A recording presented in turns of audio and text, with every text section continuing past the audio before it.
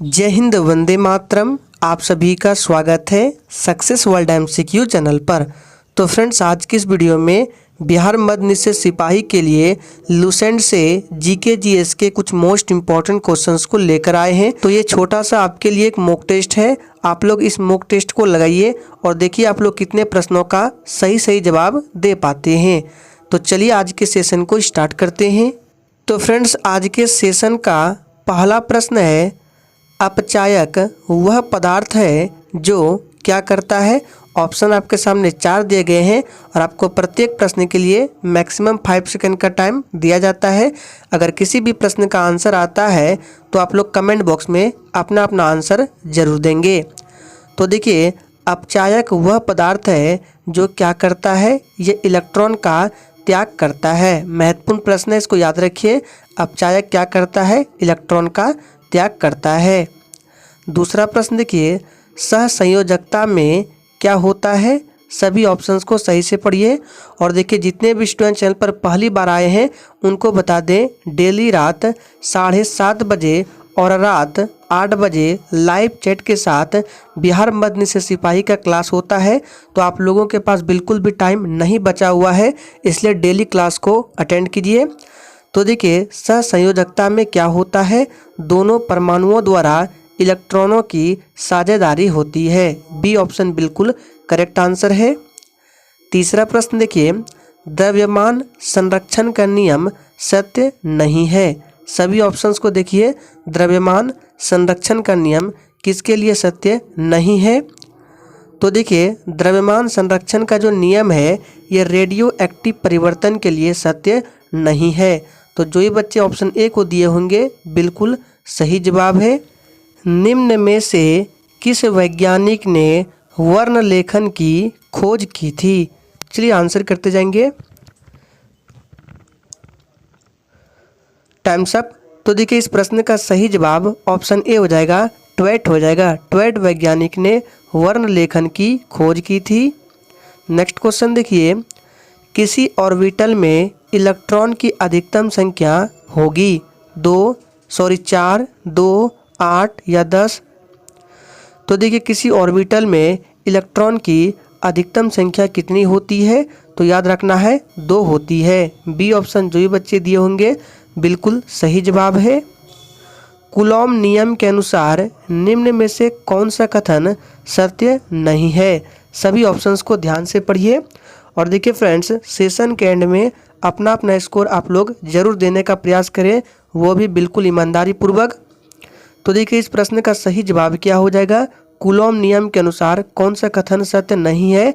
तो यह नियम गतिशील आवेश पर भी लागू होता है, ये कथन सत्य नहीं है। बी ऑप्शन बिल्कुल सही जवाब है, ध्यान रखना है। निम्न में से कौन सी अदिश राशि है। चलिए आंसर करते जाएंगे। बिल्कुल टॉप लेवल के प्रश्न है, इसलिए सेशन को पूरा एंड तक जरूर देखें। तो देखिए दोस्तों, इस प्रश्न का सही जवाब अगर आप लोगों ने ऑप्शन डी को दिया है बिल्कुल सही जवाब है। आवेश जो है ये अदिश राशि है। बाकी वेग, विस्थापन, आवेग ये क्या है, तो सदिश राशि के उदाहरण है। अस्पष्ट दृष्टि की न्यूनतम दूरी होती है। सोच समझकर आंसर करना है। चलिए, तो देखिए, अस्पष्ट दृष्टि की न्यूनतम दूरी आप सभी जानते हैं 25 सेंटीमीटर होती है। सी ऑप्शन जो ही बच्चे दिए हैं बिल्कुल सही जवाब है। नेक्स्ट क्वेश्चन देखिए, धमनी और शिरा में रक्त का पीएच मान होता है। ये प्रश्न आप लोगों के लिए वीवीआई प्रश्न है, इसको ध्यान रखें। धमनी और शिरा में रक्त का पीएच मान होता है, तो ये होता है धमनी में अधिक और शिरा में कम होता है। और रक्त का पीएच मान कितना होता है, 7.4 होता है। और रक्त की प्रकृति कैसी है, तो ये क्षारीय प्रकृति की है। क्यों है, क्योंकि पीएच मान 7 से अधिक है। तो जिस भी विलयन का पीएच मान 7 से अधिक होता है वो क्षारीय होता है। 7 के बराबर होता है तो उदासीन, और 7 से कम हो तो उसको अम्लीय बोला जाता है। फीमर तथा टिबिया फिबुला के बीच कौन सी संधि होती है। चलिए आंसर करते जाएंगे। मोस्ट इंपॉर्टेंट प्रश्न है। तो देखिए, फीमर तथा टिबिया फिबुला के बीच कौन सी संधि होती है? तो कब्जा संधि होती है। फर्स्ट ऑप्शन बिल्कुल सही जवाब है। भ्रूण अनुपस्थित होता है, किसमें होता है? चलिए आंसर करते जाएंगे। और सेशन आप लोगों को थोड़ा भी पसंद आता है तो सभी लोग सेशन को लाइक करें और सेशन को शेयर करें। तो भ्रूण अनुपस्थित होता है किसमें? तो ये शैवालों में अनुपस्थित होता है। फर्स्ट ऑप्शन बिल्कुल सही जवाब है। आप लोग कमेंट करके बताएंगे शैवालों का अध्ययन क्या कहलाता है। निम्नलिखित में से कौन सा विकल्प विद्युत धारा के तापन प्रभाव का उदाहरण नहीं है? चलिए आंसर बताएंगे। तो ये है पंखे की कार्यशीलता। पंखे की कार्यशीलता जो है ये विद्युत धारा के तापन प्रभाव का उदाहरण नहीं है। नेक्स्ट क्वेश्चन, खाली स्थान वनों की कटाई के लिए जिम्मेदार प्रमुख कारक में से एक है। चलिए आंसर करते जाएंगे। सभी इंपॉर्टेंट प्रश्न रखे गए हैं जो आपके एग्जाम में डायरेक्ट आ सकते हैं। तो वनों की कटाई के लिए जिम्मेदार प्रमुख कारक इनमें से कौन एक है? तो इसका सही जवाब ऑप्शन हो जाएगा कृषि है। ध्यान रखना है इन चारों ऑप्शन में से कृषि होगा ऑप्शन के हिसाब से। नेक्स्ट क्वेश्चन, विश्व का सबसे बड़ा कॉफ़ी उत्पादक देश कौन सा है? भारत, पेरू, अर्जेंटीना या ब्राज़ील है? चलिए आंसर करेंगे। तो विश्व का सबसे बड़ा कॉफ़ी उत्पादक देश जो है ये कौन सा हो जाएगा? तो ब्राज़ील है, याद रखना है। डी ऑप्शन बिल्कुल सही जवाब है। सीमा सड़क संगठन खाली स्थान के अंतर्गत आता है। चलिए आंसर करते जाएंगे। और देखिए दोस्तों, प्रत्येक स्टूडेंट को आंसर करना है। तो सीमा सड़क संगठन ये किसके अंतर्गत आता है? तो ये रक्षा मंत्रालय के अंतर्गत आता है। फर्स्ट ऑप्शन जो भी बच्चे दिए होंगे बिल्कुल सही जवाब है। मलेशिया की मुद्रा क्या है? चलिए तो देखिए मलेशिया की मुद्रा क्या है? तो रिंगित जो है ये मलेशिया की मुद्रा है। डी ऑप्शन सही जवाब है।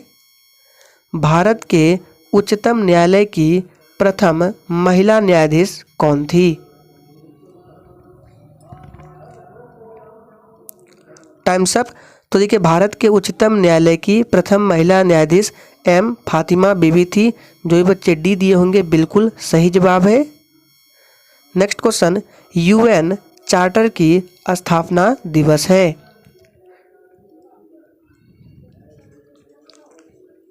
Times up. तो देखिए यूएन चार्टर की स्थापना दिवस इन चारों ऑप्शन में से कौन सी है? तो 24 अक्टूबर 1945 को यूएन चार्टर की स्थापना की गई थी। सी ऑप्शन जो भी बच्चे दिए हैं बिल्कुल करेक्ट जवाब है।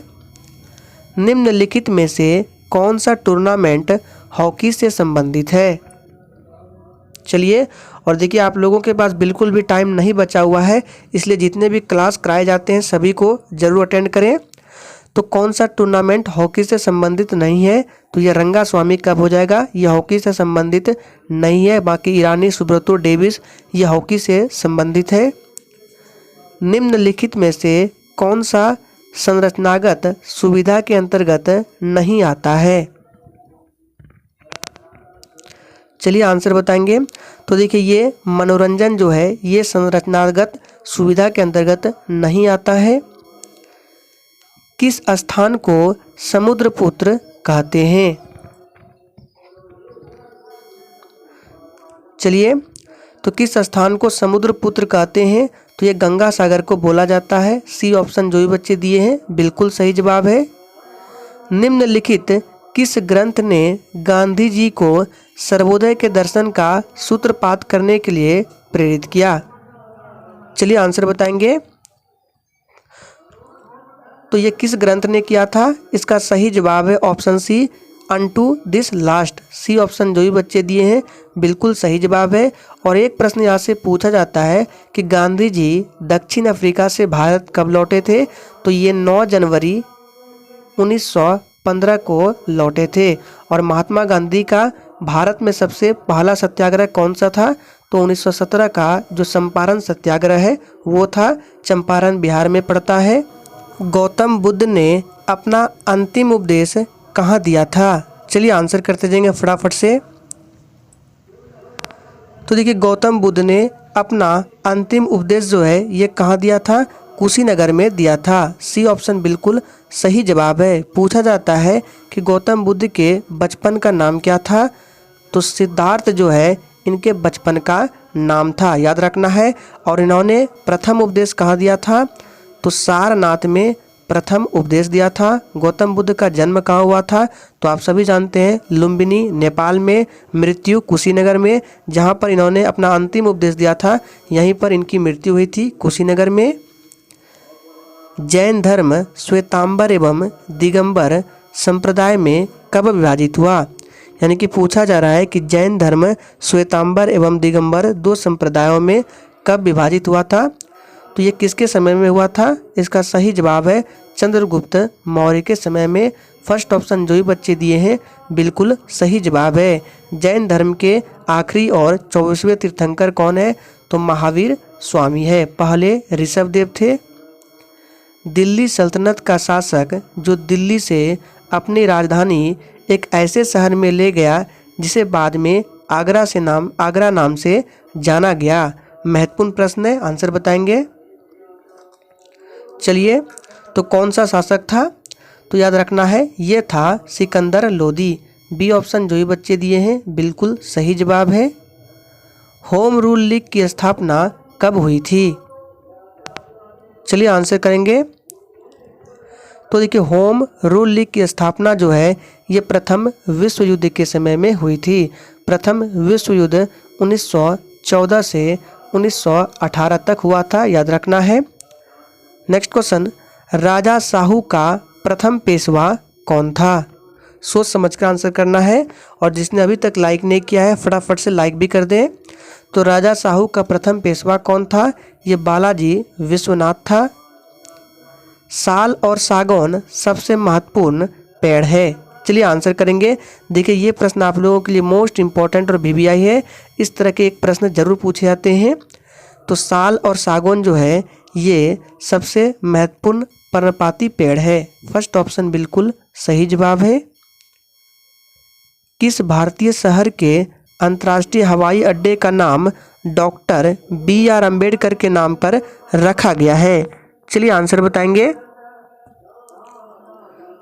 तो देखिए, ये रखा गया है, याद रखना है, नागपुर जो अंतर्राष्ट्रीय हवाई अड्डा है इनका नाम डॉक्टर BR अम्बेडकर के नाम पर रखा गया है।